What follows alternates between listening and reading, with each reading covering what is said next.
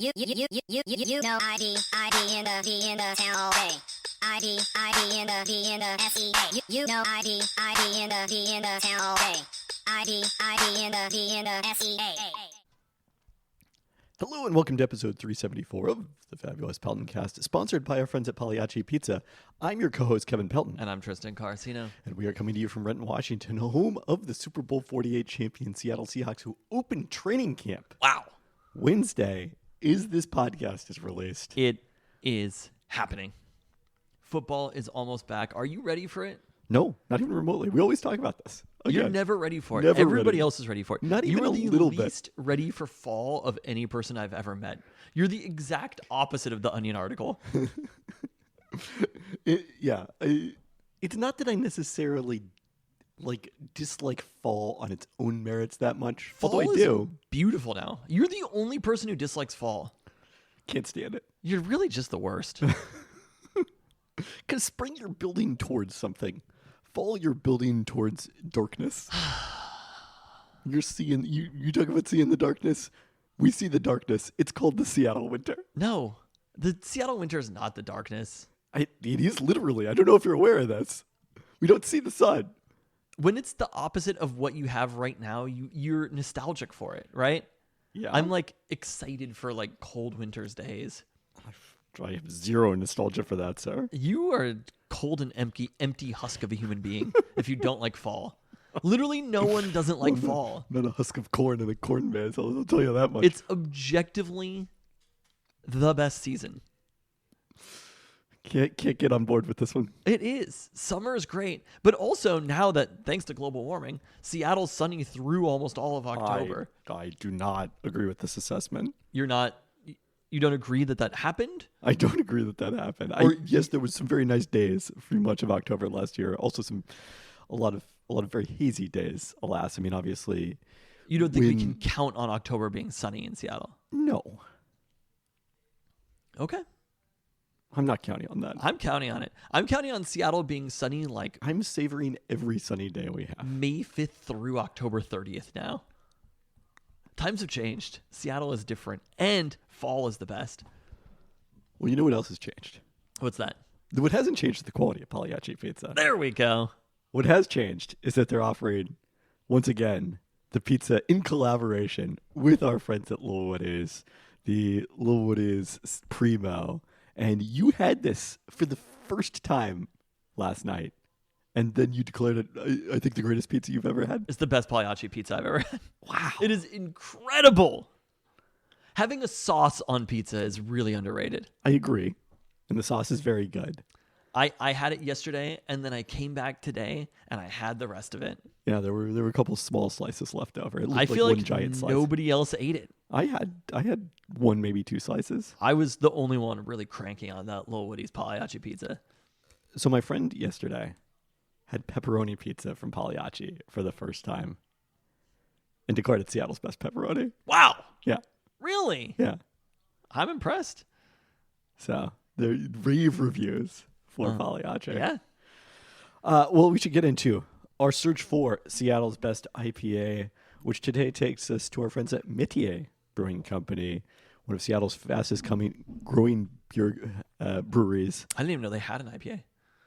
Yeah, I feel like we have not paid a lot of attention to their IPAs. The Trailblazer Pale Ale is kind of the signature beer from Métier, but they have a couple of full-time IPAs, and one of them that is more widely available, as far as I can tell, at least when I was looking at Beer Star earlier this evening, is the Horizon IPA.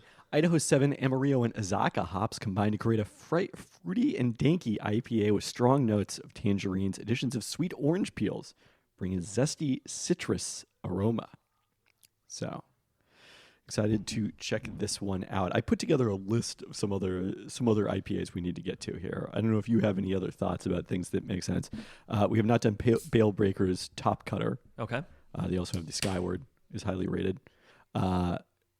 Obviously, Cloudburst. We want to do the Cosmic Lust. I mean, the thing about Cloudburst is they don't actually have a full-time beer menu, so they kind of don't fit into our whole paradigm. Yeah, but it has to be part of the search. Yes, I agree. And almost everything they do is an IPA. Yes, that is their primary thing. It's almost like Cloudburst as a brewery should be reviewed. Correct.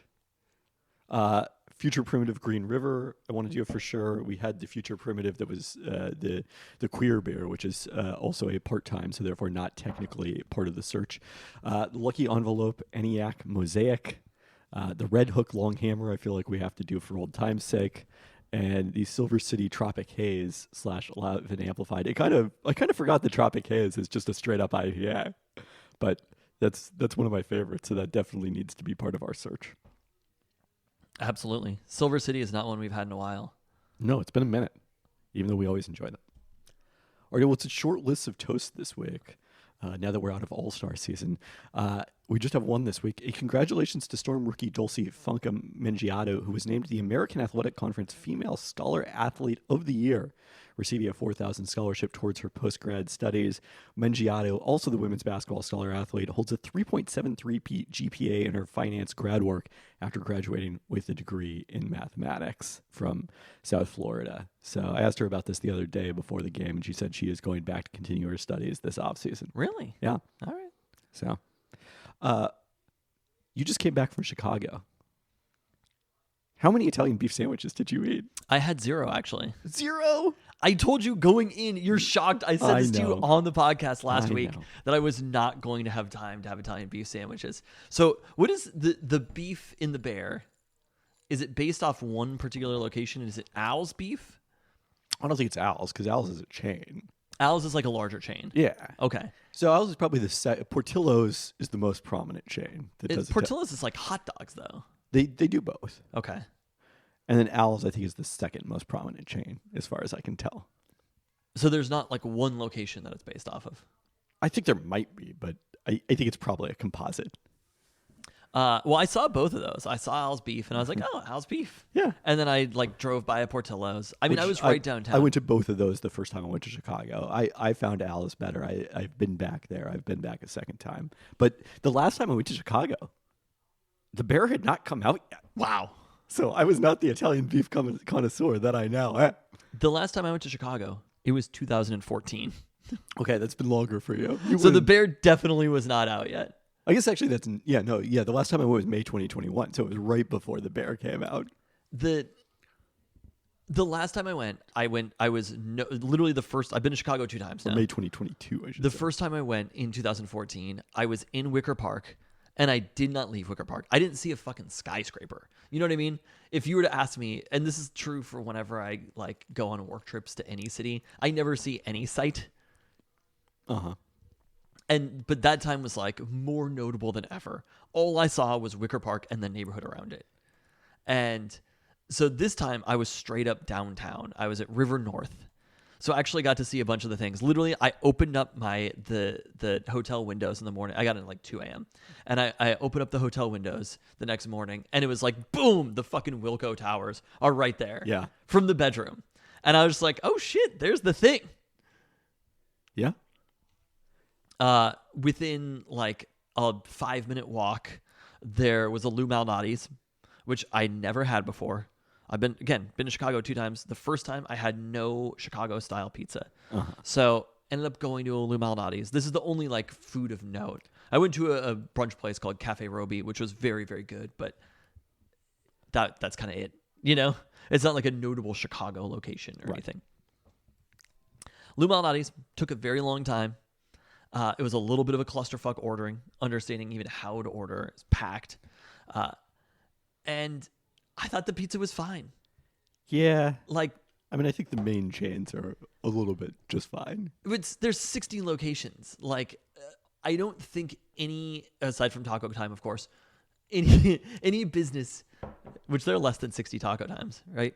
No, there's way more than 60. Remember, Randy was stuck on 69 for a while. Okay, yeah, I forgot about that. He's now, I believe, at 76. Oh, by the way. Yeah. To the Talking Taco Time heads. So, number 1, today, we were told was going to be the return of the Caesar products, including the Chicken Caesar Soft Taco that is both Christmas and my all-time favorite. This is a huge day in Talking Taco Time news. It is not apparently out today. I drove past the Fairwood location on my way to your house, and there's no signage about it whatsoever, in addition to it not being on the app. But we promise you, when it returns, there's going to be a talk. Hopefully it'll be Wednesday and that pod will come soon. But there is going to be a talk in Taco Time about that and to discuss Randy getting ever closer to reaching his goal of visiting, I believe it's all 79 Okay. Taco Time Northwest locations. Well, look, for a business that has 60 locations, I just think the quality can't be that amazing. And I don't know. I don't know if you've heard they serve it at Ever. yeah. No, was that Malnati's? was that I think it was Pequod's that they Pequod's. served there. Which Pequod's is there's only one, right? Pequod's But they is a also totally different like experience. they dress it up totally differently. It wasn't like they just come out with the pizza. Somewhat differently. They just cut it up. This is all a spoiler. No, they dressed it differently. But I was just like, this pizza's fine. Like it wasn't life changing or anything. It was a good pizza. Yeah. That was it. Yeah, no, I mean, it's just like you got to try it because you're in. And admittedly, I would say the same thing about, in Al's Italian beef. It's not like you're going to be like, oh my God, this is the most amazing sandwich I've ever eaten before. Like, it's 90% the same components as a cheesesteak. Yeah. Like, it's not that life altering, but, you got to do it. Okay. That was it. I don't know. I wish that I had a chance to eat better food in Chicago. At the festival that I was at, I was like kind of hoping that the food trucks or whatever would be stronger. It wasn't really a food truck festival though. It was like a stand festival, maybe even more similar to Bite of Seattle, which you went to, where there's the different stands set up, right? Not that you're driving in with your truck so you have your normal thing. That limits the type of locations that are going to be there. Mm-hmm. And again, the food was just fine. Yeah. Yeah, it's like, that's fine. I ate food. I can't remember if I went to Louis or Giordano's. I've that information. It's on a podcast. I know we talked about it back in May 2019, but it's been a minute. I did want to reference the Bite of Seattle quickly. First off, tried Tiri Cambodian, which previously was in the location in Tequila, kind of like the it's not quite a food hall that we've talked about on the pod previously, but apparently now has moved to Federal Way to a separate brick and mortar location. Had their chicken, which was quite delicious. The other thing I had some cold noodles, hand-pulled noodles. It was from a place that I thought closed years ago. Okay. It was the place that was... Is there ghost noodles that you're having? That literally... The place that was next to Little Woody's, that is next to Little Woody's in Capitol Hill, Yeah. that we went to lunch at. I thought that it was place was delicious. great. Yeah, What is it called again? Lawns, L-A-N, Lands. Okay. Hand-pulled noodles. But apparently they're still in existence. All right. Little did I know. So we need to go back there. Good for them. Check it out sometime. So that's all I had on Bite of Great. Seattle. We have nothing interesting to say about food this week. We have plenty interesting to say about Pagliacci. Okay, yeah. The Bear season 2. I was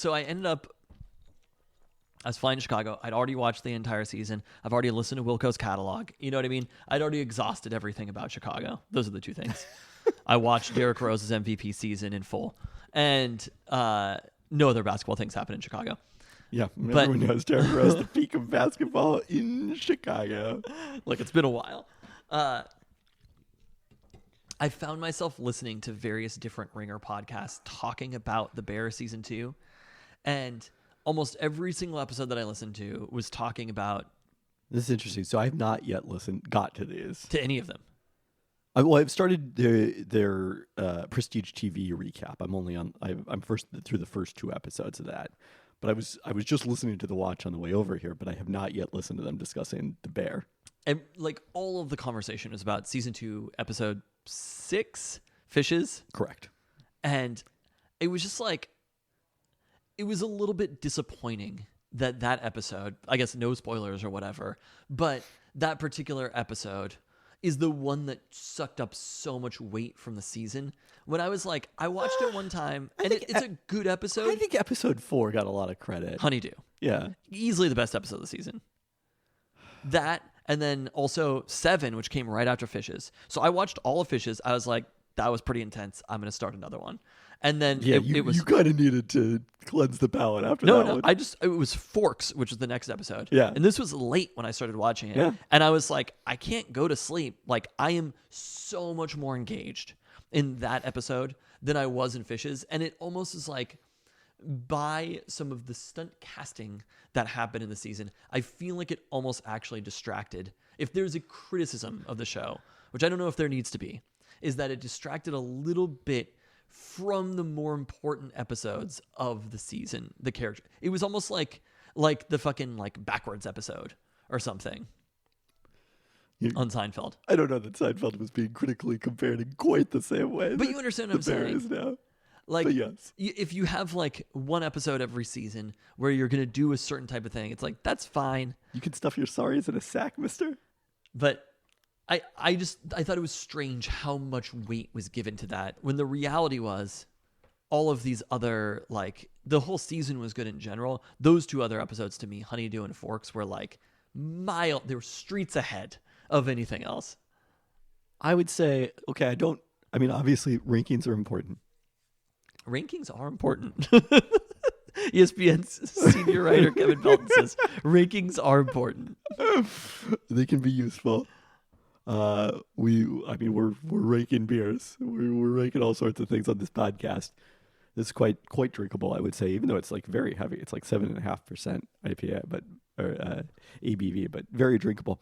I would say that this is a situation where comparison may be the thief of joy, because what makes the Bear season 2 so great is that they can tell this, as everyone has compared it to, Atlanta style episode set in Copenhagen. And then they can also do Fishes, which was unlike anything else I have ever seen on television. And then they can also do Forks, which was this equally intimate portrait where Richie went on a journey without ever leaving Chicago. Yeah. I was watching it and I just Ebon Moss Backrack, he just like he really is at a different level of anybody else. I mean, I'm contemporaneously rewatching Andor. So to get Ebon Moss Backrack like at the same time as Richie and as his character in Andor, like, oh man, it's not too much. It's too much in a good way, if you know what I'm saying. He is almost he is probably a more exciting actor to see in a TV series than Bernthal is. Oh. They're both in the show, but like the level of quality that we're getting from Ebon Moss Backrack of, if I'm pronouncing his name right. I don't have a pronunciation guide here. But the level of quality we're getting from him, of the shows that he has been in the last 2 years, and his performances in them, you're just like, this is maybe the greatest American living actor. I mean, again, I think that's also true of Bernthal. We on this say it was quite remarkable in its own right. I feel like Io Edinburgh's acting in season 2 has gotten overshadowed. That's the other thing that I think the comparison. She was a lot better in season 2. Okay, one other thing from a podcast.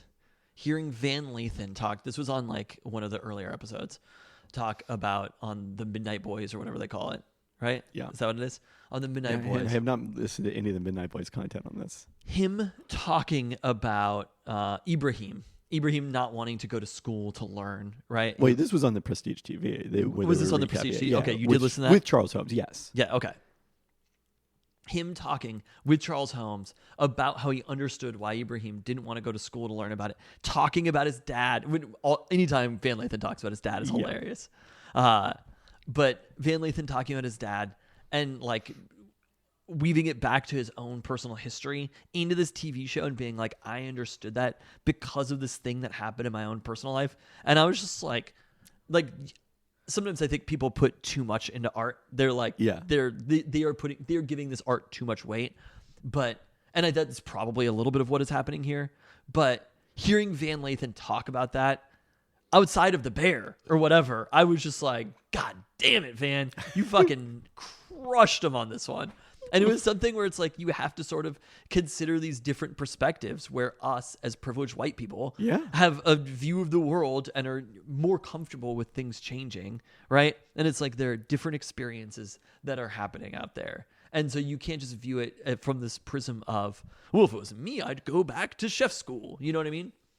One thing I didn't understand, I read somewhere that Ibra was a dishwasher in season 1, but he was part of the brigade. That's why he had the line about about the brigade and Many people died. Yeah. So No, I don't think he was a line cook. Yeah, And then okay. and then he was the chef the meat chef, yeah. the chef de pastille, I believe. Is that right? My French is very weak, as you know. Yeah. That was one of the stories that I thought was unfortunate, kind of got short shrift in this season, and I get it because of the fact that the season was already plenty long in its own right. But I would have loved to spend a day with Ibra when he wasn't going to culinary school. So, yeah. The Bear season 2, very good, and I will definitely be getting Italian beef when I head back to Chicago in September to recreate my 2021 trip to watch the Huskies and Seahawks. You're going through this? I think he's the chef de partie. Okay. I'm not sure if that really matters. Should we get into your favorite segment? Should we get into your favorite segment? Oh, wow. Don't burn yourself. We got Mariners hot takes coming at ya. Well, when I volunteered to do hot takes this week, it was with the intent of giving a proper obituary to the 2023 Seattle Mariners. But you know what the Mariners did? Is they took 3 games in a row last week, 2 out of 3 from the Blue Jays, fighting the strong home field disadvantage of playing in front of the Blue Jays fans at T-Mobile Park. The Mariners said to death, "Not today." So then I was prepared. I was about to be a killjoy with my hot takes. I was all prepared to post the Hannibal Buress gif of "Why are you booing me? I'm right." I was going to do that as my take. But then Julio Rodriguez hit 2 home runs, and the Mariners came back from a 4-run deficit entering the 8th inning on Tuesday night. And it was time for a very different takes. And I wanted to unpack a word that's been thrown around a lot lately about the Seattle Mariners. And that word is mediocre. Now, number one, the word mediocre is ridiculous to me. One of the key insights of statistical analysis is telling us that average is actually good. If you have average across the board, that's a positive. And yet, people want to turn average into a bad thing by using this word mediocre. I don't even know where it comes from, why it's so widely used. But I'm going to tell you about another team that's pretty mediocre. A team that was never more than 3 games over 500 in all of July or August. A team that was, like the 2023 Seattle Mariners, 10-10, 12-12, 23-23, 29-29, 30-30, 32-32, 40-40, 41-41, 42-42, 43-43, 47-47, 53-53, 54-54, and then 55-55. And you know what they did with that team? What did they do? They built statues of that team because that team was the 1995 Seattle Mariners. I had a feeling that might be it. Oh, I mean, come on. There's only one team we reference on this podcast. Now, look, I'm not saying that the Mariners are going to go into the trade deadline and trade for Andy Menez because of the fact that improbably at 500, they're still in the thick of the wild card race that year. I'm not saying that they are going to save baseball in Seattle because that doesn't need to happen. I'm not even saying that they're going to win a 1-game playoff for the AL West. That's probably the odds are against that one. Although the Texas Rangers may collapse. You never know. I'm not even saying they're going to come from behind to beat the Yankees in the first round of the playoffs on a game-winning double in extra innings with their starting pitcher on the mound in relief. Look, the 1995 Seattle Mariners are in a category of their own, but they are a good example of why you should not write off baseball teams in July, especially when those teams are average, not mediocre, average, totally fine, and with the potential to do so much more. Wow. What a defensive adequacy. That was another consideration of this. Yes, to riff off of that. The adequatulence was highly respected in your take. Adequacity. Yeah, I agree. I don't know. I mean, the thing is, I was thinking about this, and I was like, what we need for the Mariners is to stop paying attention for a couple weeks, and we need to have a moment of, don't look now. Right. Somebody needs to do that because we're all paying way too much attention. We want to be like, oh, don't write out these Mariners or something. Because when the Mariners won 3 in a row, I had put them in the playoffs. It's not like I'm not looking or something. The whole Look who's won 9 out of 10. The I'm looking way too hard at who's won 9 out of 10. The problem with hot takes this year is the whole city is hot takes. They were swinging wildly back and forth after every win and loss. Like after every win, it starts here. After every loss, the season is over. Trade everyone. I just want it to be like there are too many Mariners fans right now. I want this to be like Major League, where it's like the people start sort of figuring it out after a while, where they're like, ooh, what's going on here? The problem is we know way too much about what's going on here. I think that may just be a problem with the internet age. We just know too much about everything. That's what I want from the Mariners is I want to don't look now, because again, we cannot have that. If the Mariners get within 3 games of the wild card, we'll be like, the Mariners are within 3 games of the wild card. There's not going to be any sneaking up on us. Maybe Seahawks training camp will be that. That's when we could stop paying attention. The Seahawks were the team who last year got a don't look now, but guess who's? They definitely did, because we were all paying attention to the Mariners last year at that point. Yeah, I mean, the Seahawks really got started after the Mariners got eliminated, basically, right? That to me is what I'm looking for. But the problem is I watch every single game and I hang on it every single moment with the same thing you're talking. When the Mariners, so Colton Wong on Monday night hits a 2-run homer. This is a triumphant fucking moment for Colton Wong. And I was like, A, Colton Wong needed that moment. Oh, for sure. And B, can we just win the game after that? And so ending up losing that game. See, I did not. I was driving with the Pagliacci to your house, so I went through none of these emotions. There were 2 days in a row where we were close to having the same thing happen. Colton Wong hits the go-ahead homer on Monday against the Twins, who all of a sudden I fucking hate the Twins. I was like, if you don't do a take, I'm going to do a take about how much I hate the city of Minnesota now. Minneapolis? Is that the city of Minnesota? About how much I hate the city of Minneapolis. Twin cities I've even heard. But I was just like, for some reason, these fucking Twins are so good against the Mariners. Well, it's also just playing them 2 series in such close proximity. But they're really good against like only them. I mean, they're a good team in general. But you know what they are? What? They're mediocre. I think they're actually better than mediocre. I thought they were around 500, weren't they? I think they are around 500, but they're just a little bit better. And against the Mariners, they are incredible. Yeah, they're 5 games over. Okay. But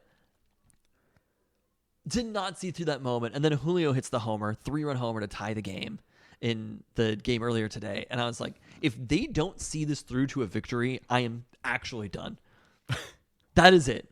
Because having those moments where you're celebrating, right? When Colton, I'm like jumping up in the air, yelling about Seattle Mariners home runs in July, like it's fucking 1997.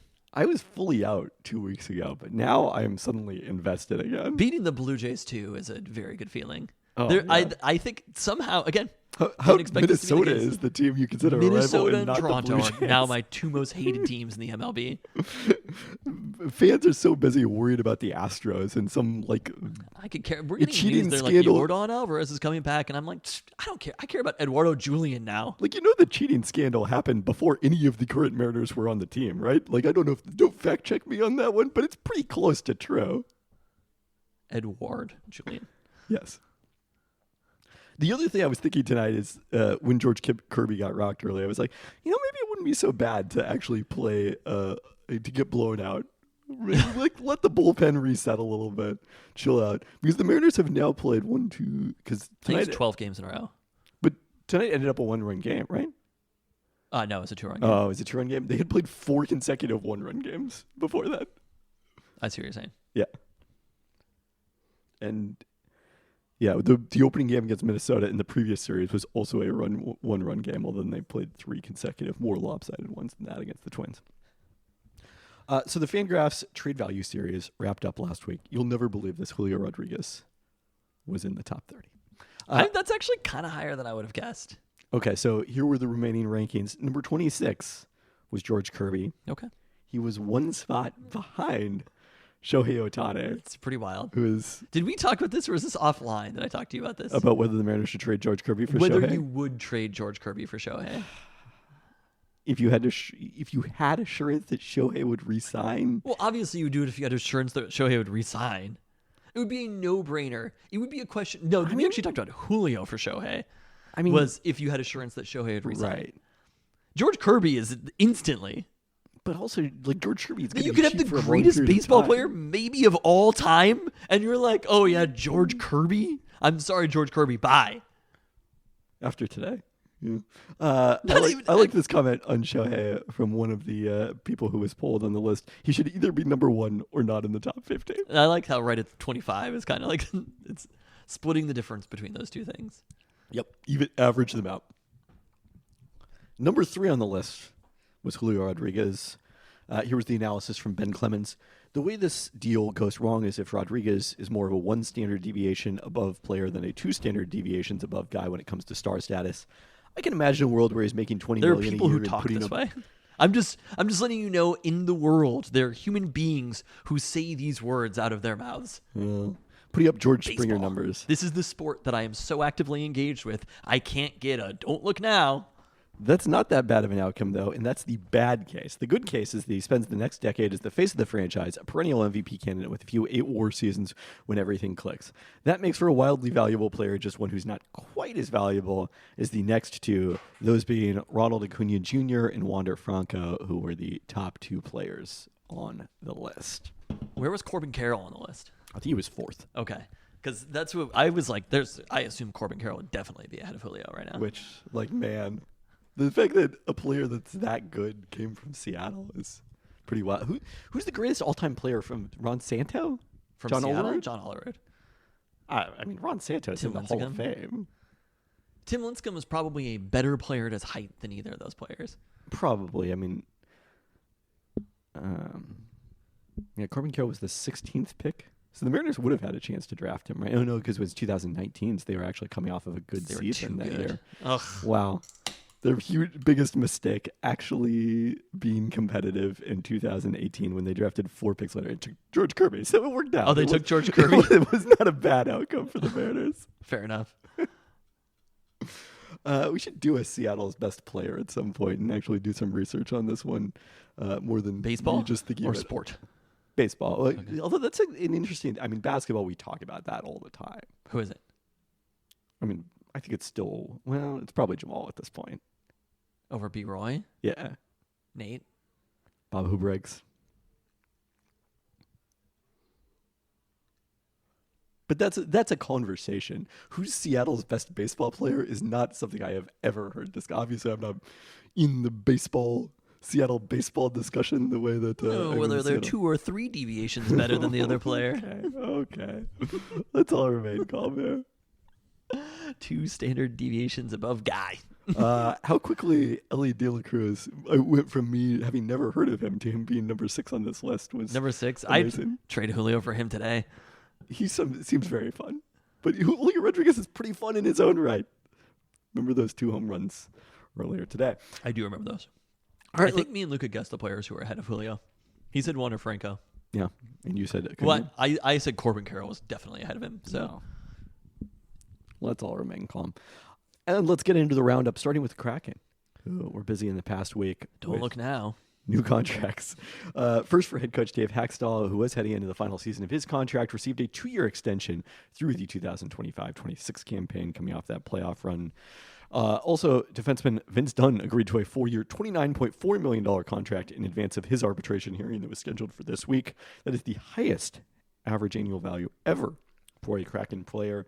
Dunn was second on the team with 64 points last season, tied for 10th league-wide among defensemen, while recording a team-high plus 28 plus-minus. That move probably just about caps off the offseason. The Kraken now within $2 million of the NHL salary cap. Although potentially hoping at some point to shed some salary with Chris Drieger if they can trade him and retain some of his salary, but not all of it. All right, Seattle Sounders. It is the moment you've all been waiting for. The League's Cup began last Saturday, and it began with a thud. Oh, no. It was the Kraken. The Sounders lost 3-0 Who knows if the Kraken would have scored as many points? I guess as many goals as the Sounders did. A 3-0 loss at Real Salt Lake. They were outshot 19-7 with just one attempt on goal. Made it to halftime scoreless, but surrendered 2 goals in rapid succession just into the second half. They were then given a lifeline by an RSL red card in the 60th minute, but could not utilize the man advantage. In fact, gave up a shorthanded goal. Speaking of hockey, in the 88th minute to produce the final margin in this one. Here was Brian Schmetzer after the game. I don't have a lot other than to apologize to the fans that came from Seattle to watch us play. That was not close to our standard. We will try to correct that for our next game against Monterrey. RSL outcompeted us 1-second balls. Our possession was not very good. We weren't in sync offensively. So this three-team group continues. Salt Lake hosts Monterrey on Wednesday. The Sounders would still have a clear path to the knockout stages with a win in an RSL result against Monterrey. Can't be eliminated going into Saturday's group stage finale. Monterrey is going to be tough to beat, however, after finishing atop the Liga MX standings for the 2023 Clausura. They are currently third in the Apertura standings with 7 points from the first 3 matches. The worst news from Saturday is that Christian Roldan is back in concussion protocol after being sidelined nearly 2 months by a concussion earlier this season. So hope that this one doesn't linger as long, but obviously anytime you have 2 serious head injuries like that in a short period of time, it becomes a really significant concern. Obviously the Leagues Cup excitement is dominating the U.S. sports scene right now. Yeah, everybody's talking about the Leagues Cup. I mean, it actually is because Leo Messi happens to be debuting for Inter Miami. Okay, I was aware of that. Yes, and scored the winning goal in the 94th minute, I believe, on a free kick in his debut last Friday, and then earlier Tuesday night had 2 goals and assists. Did he really? Oh my God! It's unfair putting Messi in MLS. Of course. I mean, like, obviously he's a dramatically better player, but it made me think of Roy Kent talking about if he had to play in the U.S. in the first season of Ted Lasso, that'd probably dominate. He is Leo Messi. Yes. He just won a World Cup. He really did. I mean, it's not even like he's at the end. He is at the end of his career, but it's not like he's washed up like so many of these stars that came to the U.S. It's like you talk about, and people don't ever consider this, where it's like the higher you start, you can get a lot worse and still be really good. Yeah. If Messi was like a perfect 100, right, Madden rankings wise, when you started, I think you would say FIFA rankings wise. They have their own video games. I know, but it's different. They don't really have hundreds in FIFA. Yeah, I guess. But like being 100 in Madden is like being part of the 100 club is like a thing. Yeah, it's not a thing in FIFA because they're British and they're assholes. European? I mean, EA Sports also makes FIFA. I understand, but you know that there's a European bent. There's a more cynical nature. Yes. I don't even know who to compare them to. NME? Yeah, they're just like, these players are trash compared to the players in the 60s. They're probably mostly upset about that British World Cup. It's coming home. Every player is worse than that team. Anyway, if Messi is like fading, they don't make him like Bobby Charlton anymore. As far as skill wise, and he was 100 beforehand, he could still be like a 93 now. Correct. Or something. Yeah. And for Messi, that's a lot worse than he was at his peak. But for all players, that's a lot better. And particularly for MLS players. For MLS players, it's the best. Yeah. So it's exciting. But I mean, it is also funny because like usually there's the like, oh, they're slow to adjust to MLS. The style of play is so different. I mean, obviously David Beckham, who owns the team, is the classic example of this. I think things are a little bit different now, but also Messi is so much better. I agree. I mean, look, I don't know if they're going to play in Seattle this year or whatever. I don't believe so. I feel like I would know that. And I would know if that were the case. But are we even playing there? I think you play every team now. Okay. Like, there are not that many Sounders games at this point where I'm like, I definitely need to watch that. Right. Playing against Messi is like, of course I need to watch that. Yeah. It is a different thing that's happening, and it's different than almost any Maybe players they ever don't play played. Miami. I'm not seeing anything on the schedule here. So nice one, soccer. Yeah, I don't know how the schedule was made at this point. Really nailed it on that one, MLS. We'll be in Atlanta multiple times. The other I'm playing fucking RSL for the 50th time. the other result worth noting from Leagues Cup, Vancouver lost to Leon in penalties. 16-15. They nearly went through the entire. I think they just about went through the entire lineup twice. I don't know That's how many awesome. misses there were in that 16-50 outcome, but that one jumped out at me as I was looking at the schedule. Well, Rain. There's 7 players in the World Cup. I didn't realize this. I was reading a great feature by Logan Murdoch on Megan Rapinoe on The Ringer. Noted that there's 7 players. No, actually, I guess this was different. That was a great feature. This stat actually comes from a New Yorker piece by Louisa Thomas on the Women's World Cup. The second most among any player in the club in the world behind the Barcelona women. Wow. So they're going to be very short-handed without those players when they return to action Friday in the NWSL Challenge Cup, hosting the hated San Diego Wave. A win in that one would clinch first place in the Challenge Cup Western Division for the Reign. That's big. The U.S. women's national team beat Vietnam 3-0 in their World Cup opener. None of the 5 OL Reign players on the roster started, but Rose Lavelle and Megan Rapinoe both played off the bench in that one. Next up, the biggest group stage match for the USWNT against Netherlands on Wednesday night, 6 p.m. Pacific time. Canada opened with a scoreless draw against Nigeria. Neither team finding the net despite a combined 27 shots, just 4 of them on goal. Canada had 68% possession in that game.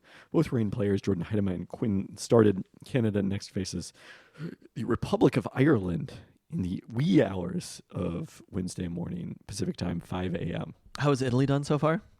Italy beat Argentina 1-0. There we go. Late goal. Huge. I had this DVR'd because he wasn't extremely late at night, but after my bedtime, it wrapped up at least. So I watched this and so I was riding my exercise bike the next day, the second half, and it looked like it was going to be a pretty desultory draw with not a lot of shots on goal, but That's Italian, baby. Italy brought in their all-time high. No, usually it's the one fluke goal and then defend. This time the fluke goal, it wasn't really a fluke goal, but it came late after they brought in their all-time leading scorer off the bench in like the 80th minute, and right. she scored a terrific header from, probably about 12 yards out, I would say. Hell yeah. So There we go. got the 3 Bring points on the against US. Argentina. Well, that is, as we've talked about, It's the potential matchup. But I believe they next up face Sweden, who is the favorites in their, I want to say, Group E. Okay. So that's what would decide who finishes 1-2 and likely in that group. And 2 is who would face the U.S., right? Correct. Yeah. If they win the division. Yes, which Other would, group. again, hinge on the Netherlands match. All right, Seattle Storm's franchise record losing streak reached 10 games. I looked at the score for a second, and I was like, this is too close for comfort. Well, they were up at 18 in the first half Tuesday in New York. What is going on here? I think it was like going into the fourth quarter. I was watching the Mariners, and I was like, I almost want to flip over just to cheer against the Storm. Oh, no. Like, the thing is, so last Friday night against Chicago was the snapped the franchise record at 9 consecutive losses. And that was the moment where it was like, it's all fun and games to talk about the lottery pick when we're doing our podcast here. But like, there was a real human toll to having lost that game in particular in the fashion that they On did. who? On the players? On the fans? On everybody. On the organization? But the players and Noel Quinn. The people involved have much to learn. This is an important thing for the franchise. Sometimes you need a cleansing season to understand who you are. But sometimes you also This is a still need- motherfucking. This is a silver spoon franchise. This is a born on third base franchise. I mean, I get all of that. Also, they didn't lose 10 consecutive games during their inaugural season in expansion year. It is an expansion team in a year where there were 4 expansion teams, which I guess may have been part of that's it. because there are other expansion teams. Now it's the- kind of an established league. It is a very established league. They There not aren't a have bunch of expansion. expansion teams. for a There are a long lot period of of good time. players around, and just very few. I was gonna say none of them are on the Storm, but Some of them are on the Storm. some of those good players are on the Not Storm. enough of them play point guard. Or maybe, Ezzy McBecord does often play center, but This is a franchise that set ticket prices. Am I wrong about this? $50 is the cheapest ticket to get in. I don't know about that. I understand you don't pay for these sort of things, but don't. the real average normal human being going to a Storm game does. And I think that the Storm need to learn that they do not get to sell out every game or sell tickets to all these games just by being terrible. You have to work for it. And you can't set a price and be like, this is a premium ticket. You have to let people try to be part of it. They have a have philosophy to eat on shit. this. They have to eat. I could have a philosophy on anything. I've got a lot of philosophies, but that doesn't mean that they're right. You have to eat shit every once in a while, and the Storm are eating shit right now. Only 2 of the Storm's 6 wins in their inaugural season were against other expansion teams, Indiana and Portland. They somehow beat Los Angeles, who that year was 28-4. One of those 4 losses came to the Storm as an expansion team. That's pretty crazy. I mean, the 96 Bulls did lose to the expansion Raptors, I'm pretty sure, in that one. But I think the thing you're not realizing is, yes, we can think long term about the draft pick. We're not going through practice every day. We're not out there, experiencing the loss in the same way that players and coaches are. And they just need a win at this point. And they played well enough against New York to win, despite losing the lead. The Liberty, after a really slow start offensively, got it going in the second half. It was the Chicago game in particular. That's a game they should have won. Chicago should have had a chance to win. They should have been competitive. Chicago came in on a 4-game losing streak of their own. They've been struggling a little bit after losing James Wade to the Toronto Raptors, as we talked about last week. And the Storm, in the first 2+ minutes of the game, gave up 8 offensive rebounds out of 9 missed shots by Chicago.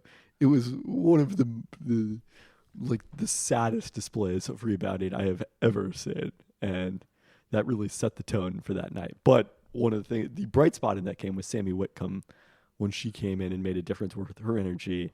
And so Sammy Whitcomb made her first start of the season at point guard on Tuesday, with Ivana Dojkic going from starter to DNP-CD on Tuesday.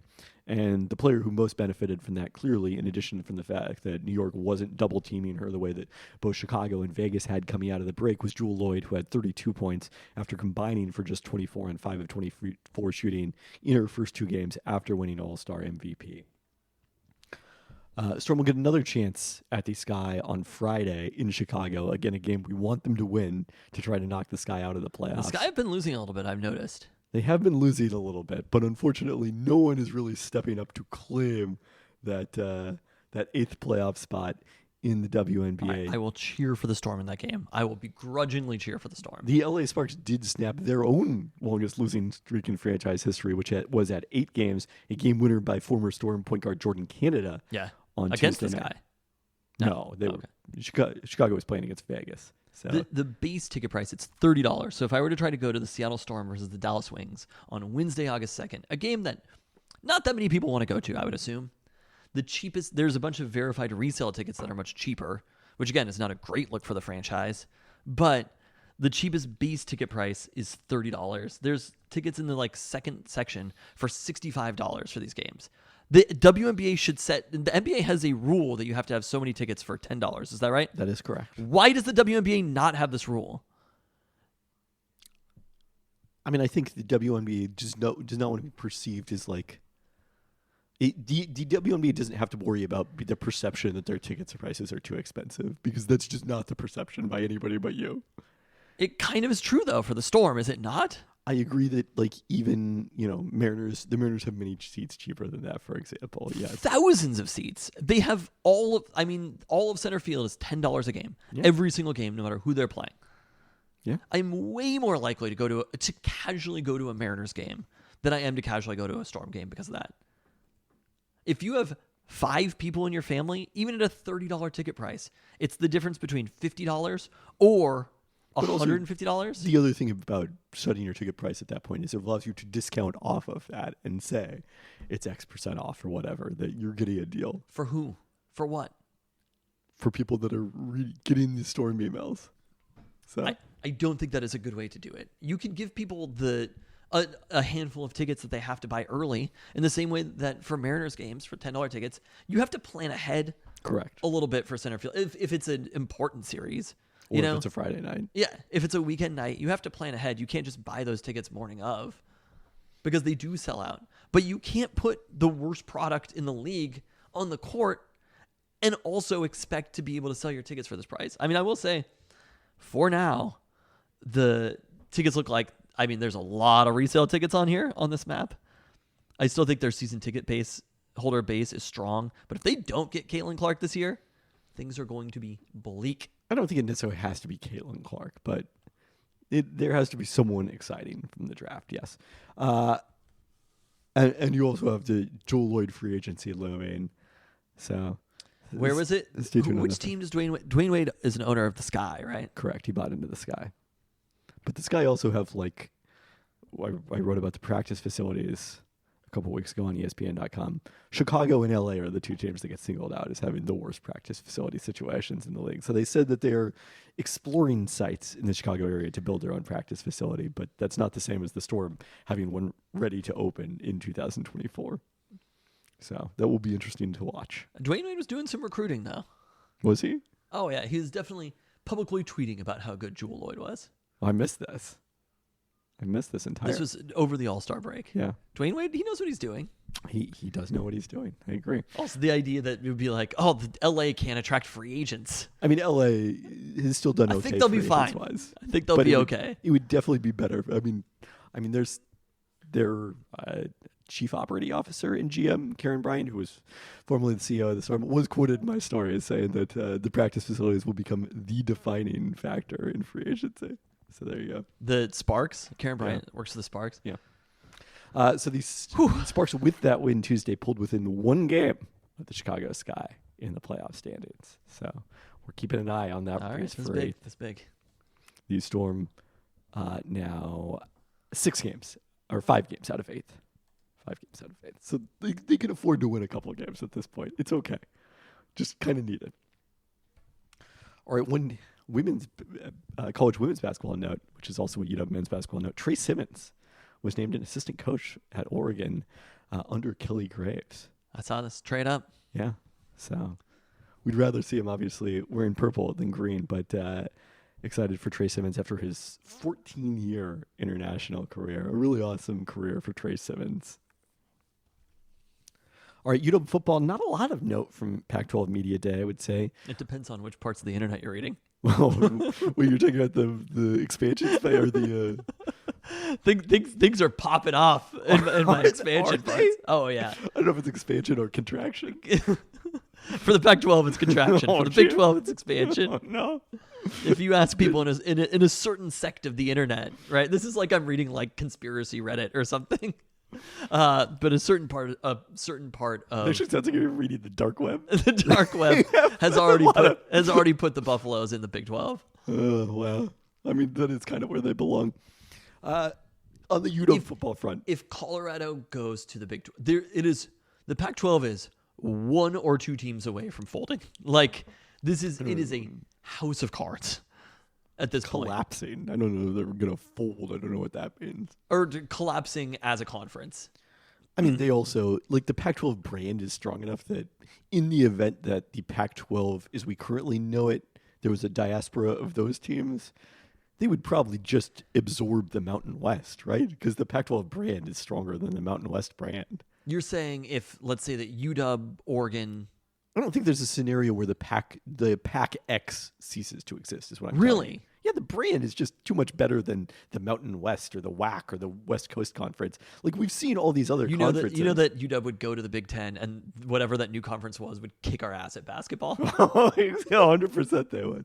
We'd be like, the fucking Pac-8 is crushing us again. But it's like there's this constant churn. Like, the American now is all the teams that used to be in Conference USA. And because all the American teams are going to the Big 12 or elsewhere. Like Houston is going to the Big 12. Uh-huh. And so therefore they recruited a bunch of teams from the Conference USA to the American to replace them. It is always kind of the same thing. Yeah. Where people are just like having different titles and rejiggering basically the same rivalries. It's almost like all of this is made up and nothing really matters. I mean, yes. But again, there's a certain part of the internet that I'm not as convinced as you are that if what's left of the Pac whatever is Cal, Oregon State, Wazoo, maybe Stanford, I guess they could probably cobble together a Pac something. Yeah, I mean, you just take a bunch of the Mountain West schools. Yeah. again, the legacy of the conference going back as far as it is. Like, what's the conference that has ceased to exist since the Southwest Conference? Times are different now, though. Are When was they? the last time that this many important schools have changed conferences? I mean, the thing is, that, like, that's the Big point. 12 Is like a bunch of schools left the Big 12. It's not like the Big 12 stopped existing. They just changed. No, the Big 12 being in now, like, weirdly a position of power all of a sudden after losing their 3 most important schools, maybe even more. Schools that were holding them back, some would say. I mean, nobody would say that, but But in terms of like, holding them back in what regard? Money making? but in terms of like being attractive to Colorado to go to, Colorado wasn't trying to go there when Texas and Oklahoma were there. I don't really understand. They left. They went the other direction. It really is strange how the Pac-12 name has transformed. It's just that they had the exact same image as the Big Ten, and the Big Ten does it better. You're They're saying on the Big Ten's corner. the Big Ten market corrected them? I mean, they kind of did, didn't I know they? they did. I don't disagree. The Big Ten, they were like, yeah, we care about sports, we care about education, right? That's kind of the Pac-12's brand. Don't care about hazing. But Well, that was an individual school. yes, I'm not blaming the entire conference for that, but Somebody cares about recruiting violations over here. Am I right, Jim Harbaugh? This motherfucker, I swear to God, like, I can see the trade-off of being basically like mob boss in a college town. You know, like, I understand that. If he was in the NFL, he'd have to really fucking work every year. Yeah. And Jim Harbaugh obviously is working hard. I'm not saying that he's not. But there's something about being at college. I mean, Nick Saban took one look at the NFL and was like, nah, I'm good. No, it's a lot harder job. I mean, like Urban Meyer said, where he's like, every week is like planning for Alabama in the NFL. I mean, it's weird because on the one hand, it's like not much harder because of the fact that you don't have to pick the players. They've got a whole nother department for that in the NFL. But still, like, the job, an NFL coaching job is a lot harder than a college coaching job. I think Or you're you're much less successful in the NFL, but I think the work-life balance is actually in some ways worse in college. It could be. You have to be thinking about so many different things in college. Yes. And planning for so many different things. You're much more a CEO. But to have to deal with getting suspended because of recruiting violations when you're Jim fucking Harbaugh, like, that to me would be enough to be like, you know what? Fuck this. I'm just going to go coach the Colts. You know? Well, anyways, Kalen DeBoer said he's never seen the injury list as small as it is right now with defensive lineman Tuli July. Lasanoa. But I was saying relative to other Julys. And Fatui Tuatele ready to been a start head camp. coach for that long. I was an assistant for a long period of time. I think he still saw injury reports as he was Very offensive strange thing to say. After being limited in the spring, new running back Dylan Johnson set to, quote, ease into things after not participating. Farewell to Jabez Tenai, the Kennedy Catholic wide receiver who left the team but remains enrolled at UW, meaning the Huskies no longer have any Kennedy products on the roster after having 4 of them last season. It's kind of bonkers. The whole Kennedy contingent is gone. Has there been a good Kennedy player at UW? Paul Arnold? It's been a long time. There have been better Hazen players than there have been Kennedy players. That is, I'm just indisputably correct. First round picks. Shouts to Joe Tryon Shoyinka. All right, Seahawks training camp, as we mentioned, at the top starts Wednesday. Devin Witherspoon still unsigned, the last remaining unsigned first-round pick after Anthony Richardson and C.J. Stroud agreed to terms on Monday. Not a real concern as yet, but I guess if this continues later in the week, it might get to become one. I just don't even get what they could be negotiating. It has to be just like very tiny bits. Yeah, it's like the structure of the payment of his signing bonus, that sort of thing. Uchenna Nwosu agreed to a 3-year extension earlier this week, entering what was the final season of the 2-year contract he signed with the Seahawks in the 2022 offseason. Per Brad Spiegler of PFF, base value of the extension is $45 million with an additional $6 million in escalators tied to Nwosu's sack totals. Don't know that structure yet, but so we'll see what it does to his cap number this year, but probably will bring it down a little bit, you would assume. Okay, I wanted to ask you about this. I saw the signing. Obviously, it's awesome. Love Uchenna Nwosu. But your complaint about the initial signing of Uchenna Nwosu was that it was such a short deal. That they like if things worked out, they didn't necessarily derive much benefit from it. And it seems like they were able to get a pretty positive contract, given the fact that he wanted the security of a longer term deal and was already under contract. I would say, like, this feels fair, but his original contract was a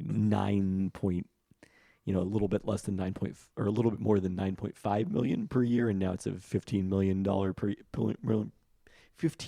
per year price point on the additional years. So they are paying more, certainly. Do you think that actually has a factor, though? Because I was thinking of this. Let's say that the Seahawks had signed Uchenna Nwosu for a longer-term deal. If they had originally signed him to a 5-year, $64 million deal. Does he just say, you're tearing up that contract? I played well enough, you're tearing up that contract, and I need a new one? Or is he holding out? No, I don't think he played well enough to do that, especially if there's like multiple years left on it. You don't think so? No. Okay. The Seahawks also created cap space with the restructure of Quandre Diggs' deal, converting $12.3 million of his 2023 salary into a bonus, shifting $6.1 million from his 2023 cap hit to 2024, according to Over the Cap. This sets up either another restructure next year, perhaps as part of an extension, or a release of Diggs in a year, because his 2024 cap hit is now $21.3 million, but his $10.5 million base salary is fully non-guaranteed. So, one way or another, the Seahawks' safety position is going to look different than it does in 2024.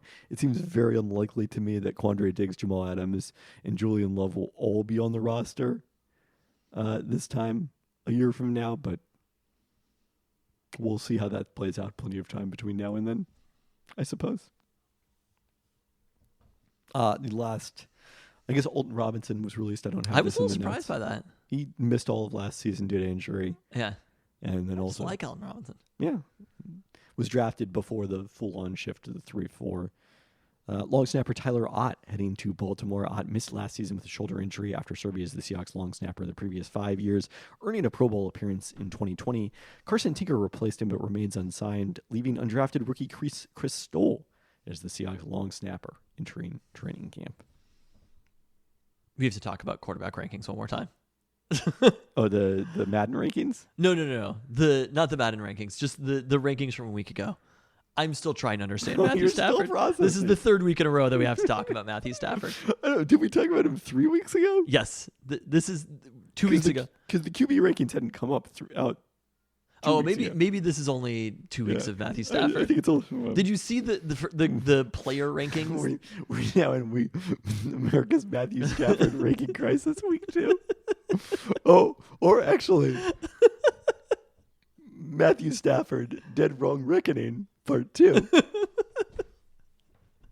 Part 1. No, This last is part week was 2. Part 1. That This was is Part part 2. 1.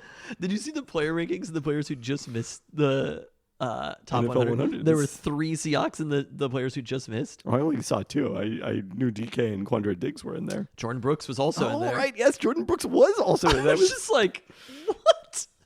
That was really an incredible one to see in the list. Many Seahawks had great seasons last year, and Jordan Brooks was also on the roster. I was like, I think he was ranked ahead of DK Metcalf. No, he was behind one- DK. DK one was spot. 101. Yeah, He was Brooks ahead of 102. Q He was Diggs. ahead of Quandre, who not only was a better player last season, also remains healthy. Played on the team the entire He's season. not likely to miss most of the season, if not the entire season, following an ACL injury. That was an incredible one. So we have to talk about rankings one more time. So Once more onto that breach. I watched the show Quarterback on Netflix. I watched Flying to Chicago, Flying Back from Chicago. I was a little bummed that Justin Fields wasn't on it, my quarterback. But Well, you know what he was on? what was he on? The NFL 100. Did Was you he? not see this? I think Justin Fields is good. I think Justin Fields is good, especially if you're an NFL player and you want to rank players. I think Justin Fields is very promising. He ranked ahead of Trevor Lawrence. He was, I believe, 88, and Trevor Lawrence was 96, I want to say. That's actually kind of incredible.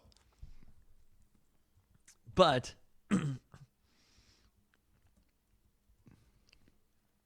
Yes. I Dramatic pause. I had to look at, I have Ben's stats up over here Okay. as another point of reference. I watched that show Quarterback, and I have to say my number one takeaway That's how much you love Kirk Cousins? was that I don't mind Kirk Cousins. Oh, no. I think Kirk Cousins as a player is very deeply underrated. And he was the one who stood out to me the most as the player who was shocking that Matthew Stafford was ahead of. The other person that I watched this and I was like, Kevin O'Connell is him. Kevin O'Connell is that dude. Well, I don't feel like the reviews. I mean, the record was great, but I don't feel like the reviews of Kevin O'Connell's in-game management were definitely. And from the show, were necessarily. I mean, not from the show, but from the season. There were some times that he dialed up plays where I was like, "Oh, Kevin O'Connell he knows what's up." He dialed up some incredible you're sure plays. You know where Kevin O'Connell previously worked. Right? I do. I'm very aware. He's very much seeing him talk part. He's like he's all part of the same crew, right? Yeah. Of good-looking young tough guy NFL coaches, right? Like, but when you see him interviewed, he's not being interviewed in Malibu. Yeah, no. His hair also is very, very much more modern than Sean McVay's. It's not like 1999 fresh. Anyway, after that, does it scream rap rock? You would be rap rock's back, but fair, maybe not back, but. You would be shocked to learn. Who's Chris Smith? What festival was he at last weekend? He was at some NoFX festival at the America's Car Show next to Tacoma Dome. Huh. Yeah, I was just like, that's a place that one can be. There are many places in the world, and that's one of the places you can be. I'm sure it's very fun. But you would be shocked to learn that the Minnesota Vikings went 13-4 last year. I believe they were the number 2 seed in the NFC. They won that game on the Saturday, right, where they were down by like 30 points in the first quarter of the Colts. Yes, they won that game. Which is why the Colts were in position to draft Anthony Richardson ahead of the Seahawks. I mean, we weren't drafting Anthony Richardson anyway, so it doesn't matter. By the way, the name of that is the Pumpkin Drublic Festival. They beat the Buffalo Bills in Buffalo. Like, this team had a very good season. There were people talking about, not a lot of them, a lot of clips of Michael Irvin. What? They had a very good record. But I'm not prepared to say they had a very good season. This is what we're judging here. We're not talking, these people are not diving into the stats You're because saying Michael Irvin. Yeah. If you're aware, Matthew Stafford was in the top 10, and there's no statistical reason that he would be there. Well, I'm aware that you can't argue stats. The Rams did have a considerably worse point differential last year than even the Vikings. He's the quarterback, and somehow, because they lost one game to the Giants in the playoffs, Kirk Cousins, if they win that game, literally the difference between him being in that 10 slot, maybe even higher, is whether he wins or loses this one game against the Giants in the playoffs, where I think they scored a pretty good chunk of points. The defense just could not stop the Giants. All right, hold on. It's going to take me a second to fact check this. And so I went and looked at Ben's quarterback stats because I was like, where does Kirk Cousins rank in the CPA plus or EPA plus CPOE composite? And I'm not going to say it's good because Jared Goff also should have an argument here for being in that same slot. Correct. Who was traded for Matthew Stafford. Kirk Cousins 85 QBR in their playoff loss, 31 of 39 for 273 yards. Really offensively, no, I guess got done in by in terms of their passing by Justin Jefferson's 1 of 1 for -2 yards. Oof. Yeah. Also, Kirk Cousins, as we saw on the show, was pretty hurt throughout the season.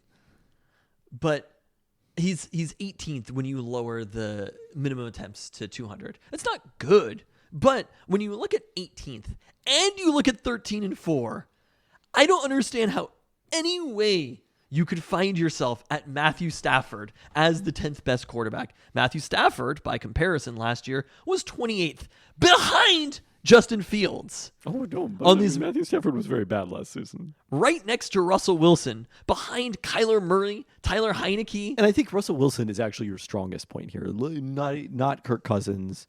Well, how is it not Kirk? It's literally there's 10 players. Because the argument for Matthew Stafford has to be that he happened to win a Super Bowl 2 years ago. The argument for Matthew Stafford has to be we have to throw out last year. That was an outlier. He's going to be much better going forward. And if you're going to make that argument about Matthew Stafford, you have to make that argument about Russell Wilson 10 times more. And Russell Wilson has consistently been better throughout these years. But I'm just saying, how can you be a quarterback who went... Because, again, quarterback wins are literally all that matter in how we judge players. We know this. Not all that matters. They're overvalued in how we judge players. He is a quarterback who went 13-4 somehow last year. And I feel like it has been completely forgotten. It has been struck from the record that happened because he happened to lose a playoff game, and people don't like Kirk Cousins. And for some reason, people fucking love Matthew Stafford.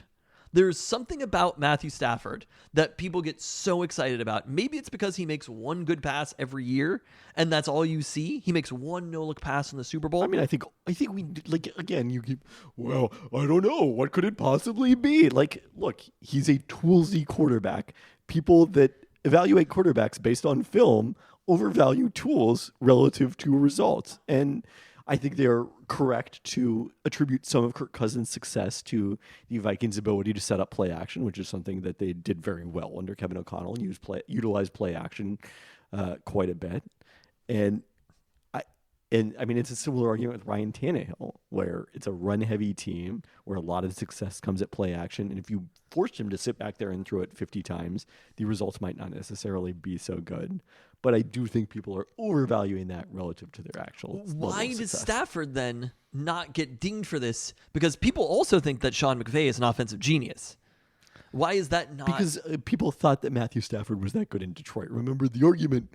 I don't know if you're aware of this. We had a difference of position about a difference of perspective about Matthew Stafford's value when he was traded from the Lions to the Rams before he had won that Super Bowl. And obviously, I was only relatively higher on Matthew Stafford compared to you. I was still much lower than him on him. It's like the degrees when you come down. Like Leo Messi. If you get worse. So if the tape community was 100 on Matt Stafford, I was a 93 and you were a 40. So, you got any more Matthew Stafford? Since 2010. The main thing is that you're at least granting him Matthew status at this point. EPA plus CPOE composite. All quarterbacks, minimum 200 plays. Matthew Stafford ranks. Wait, where is Russell Wilson on this list? Number 34 among quarterbacks. Ooh, Behind Vince Young. That is Behind Nick Mullins. David Garrard. John Kitna. John Kitna. Are you sure this isn't just the... No, I guess it isn't. Definitely isn't. Russell just the Wilson is 2010 11th. season. Kirk Cousins is 18th. Yeah. Matthew Stafford is not a good quarterback. Matthew Stafford... None of your arguments, your statistical arguments seem to be favoring Kirk Cousins. I'm not... Look, It's Kirk just Cousins is against better. Matthew When you Stafford. say that Kirk Cousins... If Kirk Cousins I'm not is disputing the that Kirk Cousins is 18th better, best quarterback but of the last 12 years, I'm saying Kirk Cousins is a good quarterback. so are a lot of other quarterbacks who weren't in the top 10 this year. Like who? Well, Tua Tagovailoa. Oh, no, Tua. It's offensive that Tua wasn't in there as And well. again, Russell Wilson. But what I'm allowing is that if what you're judging is it needs to be longer than... I can accept that Tua was only It would good be for a interesting to short run period a of time. statistical analysis against the ESPN rankings or something like that and see what things the voters actually are valuing. That's one of the things I see as a value to these sorts of rankings. Is see what things they're valuing. Winning Yeah. the Super Bowl obviously is a huge part of it. Sure. I think recent playoff wins matters. Trevor Lawrence winning that playoff game. Has Herbert won a playoff game?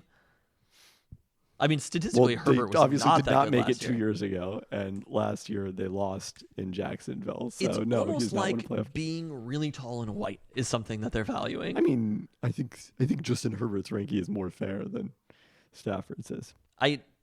He wasn't necessarily that good last year. No, but 2 years ago he was very good. Like the analytics committee is not out on Justin Herbert. Let's be clear. I'm saying that Tua Tagovailoa. Justin Herbert now the highest paid NFL quarterback. I'm willing to to the moment. accept over Mahomes. He got paid more. Mahomes is the third highest paid quarterback in his own division. Really? Yeah, Wow. He should hold out. I agree. I don't know. The Seahawks don't play the Chiefs this year, do they? If the argument is though that it needs to happen for longer, and I don't agree with that, but I'm willing to accept that. I don't understand that. I'm fine with moving Tua out of that ranking. But what we're talking about is sustained success over a long period of time and a good record, wins. And Kirk Cousins is better at both of these things than Matthew Stafford is. I He agree. won a Super Bowl as a 5 seed, as a 6 seed or something. It's not like They were the number 1 seed the entire year, and mean, then they they won the were- Super Bowl. They didn't face the Chiefs. Also, They did have a much better odds all along than their record. Like, people always perceived them to be a stronger team than their record was. if the Chiefs beat the Bengals in that game, Matthew Stafford is nowhere near on that list. This is like butterfly effect. If mean, they don't win that Super Bowl, I mean, if the Chiefs just again, crush the Rams in As the I've- Super Bowl like as they I've would have, said multiple times here, the tape community was always very high on Matthew Stafford, even when he did not have a Super Bowl on his resume. that's fine. So it is not surprising that they continue to be very high on Matthew Stafford. You look and see what they're actually judging and figure that out. Well, I don't really have time for that, but someone should do that. The last bit of news on the Seahawks this week, I can't believe we've managed to go this long without talking about it, is that they unveiled. Oh, wow. It feels like long-awaited- it was so long ago. It did, because they rolled this out like hours after we recorded the last podcast. It was the worst possible timing for us. Their long-awaited throwback jerseys. The real news here, with the NFL's limit of 4 jerseys per team, Wolf Gray had to be mothballed for now. I'm okay with that. I'm furious about it. Wolf Gray Wow. is my favorite Seahawks jersey. Really? Yes, and that's number one. That's point number one. And Ben B's takes about the Wolf Gray are offensive. I just want He to say doesn't. that. He doesn't like the Wolf Gray. He says they look dirty. Number two. I don't personally like the action green. I would have done away with that one instead of the Wolf But Gray. that's the point. Is so they have obviously their traditional blue home jerseys. They have the throwback home jerseys. Oh yes. They have the action green jerseys, which are exclusively worn at home. They have 3 home jerseys and only one option now for the road. They can change between the gray and blue pants, and I guess white, hypothetically, if they wanted to go all white on the road. But why have 3 home jerseys and only 1 road jersey? There you go. Wow. Exposed. Really makes you think. Do you know who else is exposed? You for not loving the throwback jerseys. We're not going to get into that again. This is the We're exact not- opposite of the Seattle Mariners and their City Connect jerseys. This was the greatest thing to have ever happened in jerseys in the city of Seattle since the Mariners went teal in 95, 94, 94. Those are the 2 greatest moments in jerseys. If maybe when the Sonics went back to the like 90s colors in the like early 2000s. 2001, yeah, when Howard Schultz bought the team. I'll give it up to Howard Schultz for that one.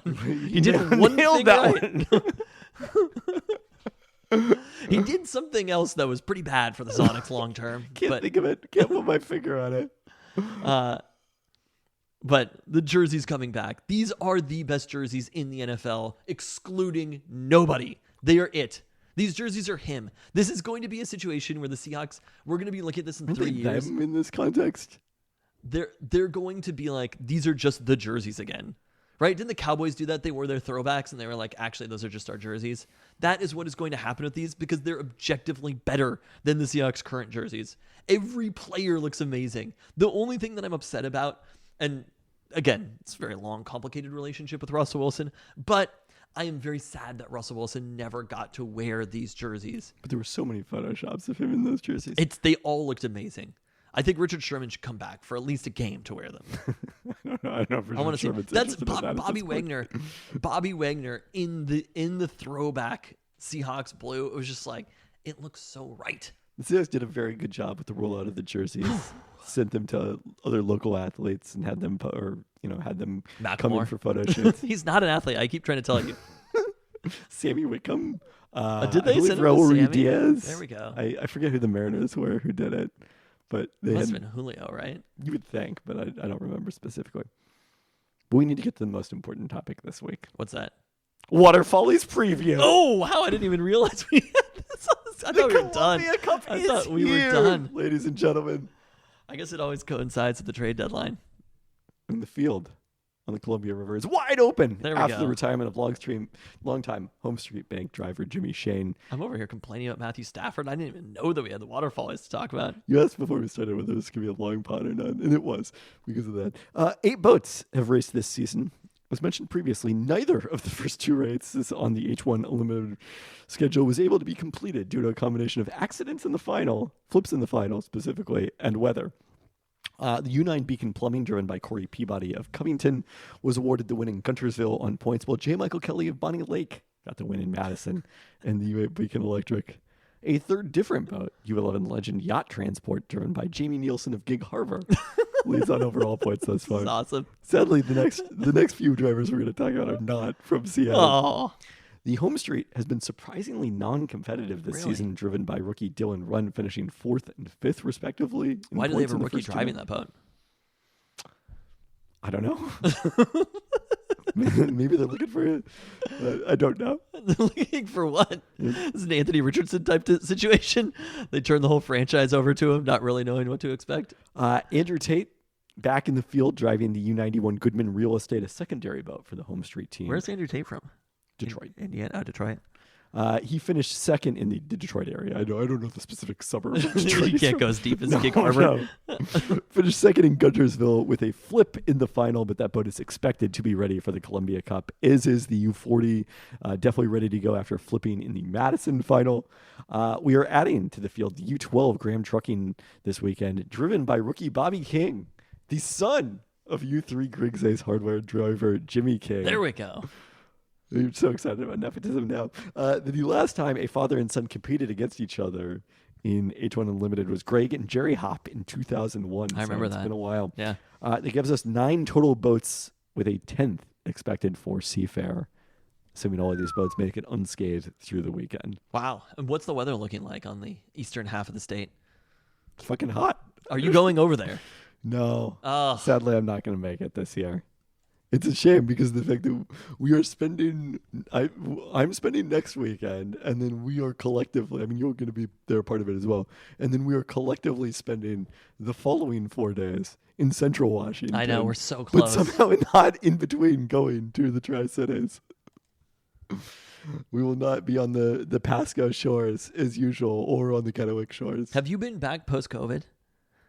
No. Oh, wow.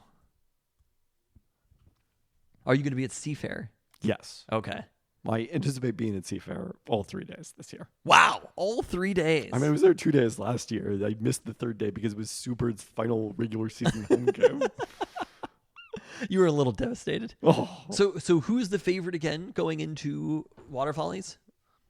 I really like if I'm handicapping it. I guess either J. Michael Kelly or Andrew Tate. And what are their boats again? So that's the J. Michael Kelly is in the Beacon Electric, Okay. and Andrew Tate is in the Goodman Real Estate. Okay. So we'll see, but it's a much more wide open field. The qualifying times have all been fairly similar, and it's much more wide open than it has been in years past, I would say. The forecast for Pasco this weekend is 93, 94, 92. On It's the 3 definitely days. been hotter. It has been hotter than that. It'll be 100 on Wednesday. So it's getting hotter in like the state of Washington just in time for us to be in Central Washington next week. So that pool is going to come in handy. So, yeah, we will, of course, have a full recap along with a Seafair preview this time next week. Don't look now. Seafair's upon us. That was one that actually snuck up on me. It That's did. what I was looking for. It did. Well, if only the Mariners could do the same. If only I could forget about them. If you could take a pill, you could forget the Mariners existed until they had an 8-game win streak. On that note, Thanks for listening. thanks.